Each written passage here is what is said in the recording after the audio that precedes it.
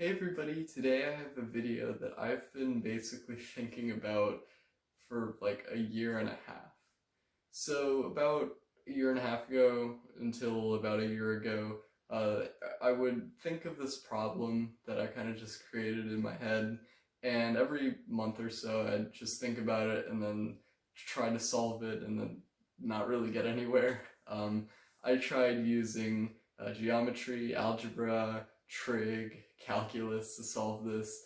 And then at one point I figured something out, and I figured that out about a year ago, and I just never got around to making the video. So now, here I am. This is a very long-awaited video for me to make, and I really hope you guys enjoy it. So what is it? So let's say I have a triangle here, and its triangle, the height is h, the base of it is base 2, and I want to find this line, the height of this line, b1, and that height is h2, the distance between b2 and b1, that's h2. I want to find the height of that line such that it splits this triangle into two areas, where those two areas are actually equal to each other. This A1 is the area of this triangle. Actually, it doesn't split it into two triangles. This is a triangle here, and this is a trapezoid. I want it to A1 equals A2. I want these two areas to be equal to each other. So H2 is just going to be this height here, and that's how high off this line has to be. And I also want to find the length of B1. I want to see how long it is, and of course, why not, we can find out what H1 is. That's a very simple calculation, as long as we know what H2 is, or vice versa. Okay, so restated here, I'm going to find B1, H1, and H2, so B1, H1, and H2, in terms of H and B2, because that's what we're given, so that A1 equals A2. So I want these two areas to be equal to each other. And I want to note that A1 is this whole triangle, it's not this portion, it's the whole triangle, and A2 is this whole trapezoid, alright? And then H2 is just this portion, H1 is just this portion, H is equal to H1 plus H2, B2 is this, oops, it's that whole thing, and then B1's the top. So let me actually just put this back. Okay, so how do we start?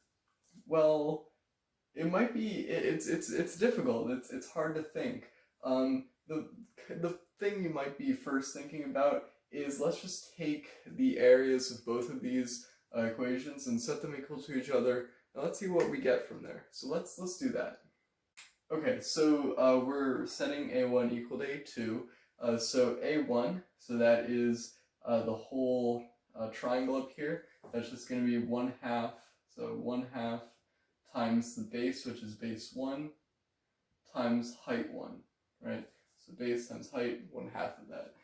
Okay, and this is going to be equal to the area of the trapezoid down here. So that is going to be 1/2 times the height of the trapezoid, which is h2, times both bases, b1 plus b2.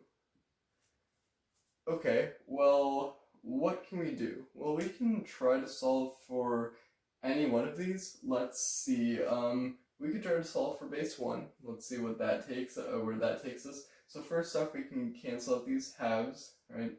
And then let's just see, so base 1 times height 1 equals h2 times base 1 plus h2 times base 2 after we distribute this out. And then I'm just going to subtract this, so we get b1 times h1 minus h2. If I subtract this term and factor out the base 1, that's equal to h2 times the base 2, and therefore base 1 is equal to h2 base 2 over h1 minus h2. Okay, well, that doesn't really get us many places. We can't really do much with this because we need to have h and b2 only. Here, I only have b2. Everything else I have h1 and h2, and I'm also trying to figure out what those are as well. So we can't really go very far here. So we're gonna have to think of something else that can help us get to where we need to be. Alright, so the next thing we can do is, I just wrote this here, we can figure out the base to height ratios of each of those triangles and set them equal to each other, because that must be true, right? Since they're similar, because obviously this is kind of inside of the bigger one. So we can work with that. So of the top triangle, the base to height ratio is just going to simply be base 1 over height 1.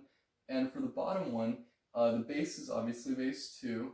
And don't say the height is h2, because that's just the height of the trapezoid. The height is the entire h.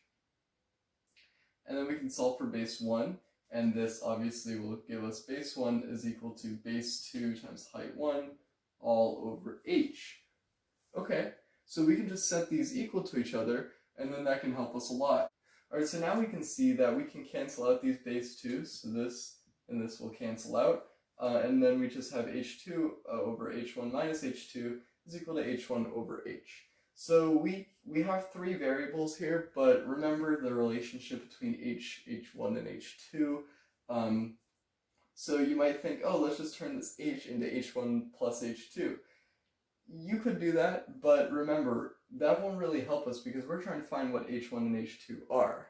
So let's try to convert something in terms of h so that we can figure out what h is,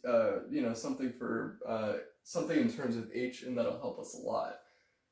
So let's just say h2 is, so if we know that h1 plus h2 is equal to h, then we can see that h2 is just going to be h minus h1. So we can make that substitution. So we can say we have h minus h1 over h1 minus, so we have here minus h minus h1, so h minus h1, and that is equal to h1 over h. Okay, so up here on the top we have h minus h1, and this is equal to, so we have h1 minus negative h1, so that's going to be 2h1 minus h, that's equal to h1 over h. Okay, so let's multiply both sides by h, as well as 2h1 minus h. So we're going to have here h squared minus h1, I'll say h1, and this is going to be equal to 2h1 squared, right, and then minus h1. Okay, so we can actually notice that this term and this term will cancel, and then what we have left is h squared is equal to 2h1 squared. So do we want to solve for h or h1? Well, we want to find something in terms of h, so let's solve for h1. Okay, so we have h squared over 2 is equal to h1 squared, and then we can just take the square root on both sides, so we have this, so we know that h1 is equal to h over root 2, or if you want to write that as root 2 over 2 times h. I don't know if you want to write it like this or something. It's up to you the way you want to write it, but I think I'll just keep it like this. Okay, so now that we have h1, it's super easy to find what h2 is going to be, because remember, h1 plus h2 is equal to h. So we're going to try to find what h2 is. So h2 is going to be h minus h1, and that's going to be h root 2 over 2. And you can rationalize the denominator if you want, or I'm sorry, combine them into one fraction. That's not totally necessary, so let me just write that down here. So h2 is going to be equal to h minus h root 2 over 2. And so I wrote down the equations for b1. You have this one here and this one here, and we're going to try to figure out which one is best for us to use, because we can now solve for base 1. So let's see. So remember, so b2 is okay because we're trying to figure it out in terms of b2 as well. So we have what h1 and h2 are, so why not we just do, actually, this seems a lot easier, yeah, because all we got to do is plug in what h1 is. So yeah, base 1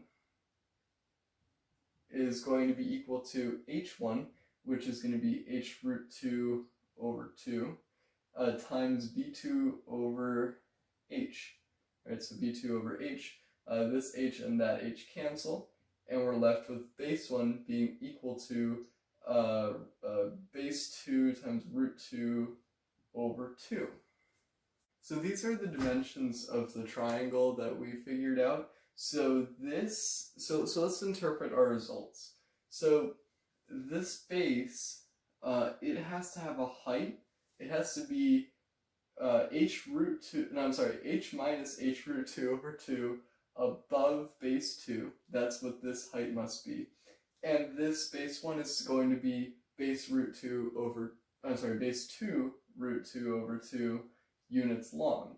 Now that might be hard to interpret, so you might want to throw in some numbers and all that to help you kind of understand what's going on. But I went one step further. I actually put this on Desmos so that we can actually look at how this relationship works and verify that it's correct. And that's the primary reason I put it on Desmos, because I wanted to see, okay, I got these results, but is this actually true? And it's hard to verify by checking a bunch of different numbers and all that, and it's just tedious and boring. So I was like, let me just put it on Desmos. So I did it, and it actually looks really, really cool. So I'm going to share that with you guys for the last few minutes of this video, and I'm also going to link it in the description below so that you can check it out for yourself. So without further ado, let's get straight into it. Hey everybody, this is the Desmos graph I was talking about. So right now I have the base and the height set at 20 that I can adjust. Here I have the base 2, here I have the left side, here's the right side. This is, what is this? This is height 2, this is height 1. And then we have here base 1. So you can see, let me just expand this. So this is the entire expression. I forget exactly how I got this expression, but it should not be that hard to figure out. But yeah, so this is really cool. So let's just play the animation. So this is the base being adjusted, and as you can see, everything works perfectly. We find this curve here. And then I can adjust the height and all that. And so we can get values for these. All we have to do is basically just figure out this whole thing. I mean, we could just plug it in into the equation we found for base 2, or base 1, I mean. So yeah, it's really not that hard to find a calculation for this. Like I can just do it right now. So we can say we're trying to find base root 2 over 2. That's going to give us 8. So this is a length of 8. So it starts at 1.76, and then it goes to 10.2. That is about 8.5. And then we can see this, adjusting. You can see, smaller, and it's getting a little bigger, and then it's getting fairly large, and so yeah, it's really not that hard to come across some of these. Mainly I just made this to verify that all my work was correct, and it's really fun to play around with. So link in the description. So thank you guys so much for watching, and I'll see you guys in the next video. Bye.